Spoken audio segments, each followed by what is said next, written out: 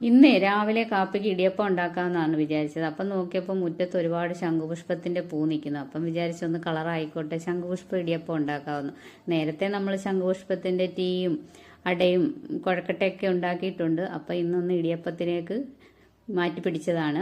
അപ്പം ശംഖുപുഷ്പപ്പൂവെല്ലാം കുറച്ച് വെള്ളത്തിലിട്ട് തിളപ്പിച്ച് ആ വെള്ളത്തിലാണ് നമ്മൾ ഈ മാവ് കുഴച്ചത്. എന്നിട്ട് നമ്മൾ വാഴയിൽ, പണ്ടൊക്കെ നമ്മൾ ഇടിയപ്പത്തിന് അങ്ങനെ കറികളൊന്നും കൂട്ടത്തില്ലായിരുന്നല്ലോ. ഇപ്പോഴത്തെ പിള്ളേർക്കൊക്കെ ആണെങ്കിൽ മുട്ടക്കറി, ഇറച്ചിക്കറിയൊക്കെ ഇല്ലെങ്കിൽ സ്റ്റൂ ഒക്കെ ഇല്ലെങ്കിൽ ഇടിയപ്പം കഴിക്കാറില്ല. നമ്മൾ പണ്ട് പഞ്ചസാരയും പഴവും ഒക്കെ ചേർത്താണ് കഴിക്കുന്നത്. അപ്പം വീട്ടിലൊരു കൊല പഴുത്തു ചാരക്കാളി, അപ്പം അതിൻ്റെ പഴവും പഞ്ചസാരയൊക്കെ കൂട്ടി അങ്ങ് ഇടിയപ്പം കഴിക്കാമെന്ന് വിചാരിച്ചു.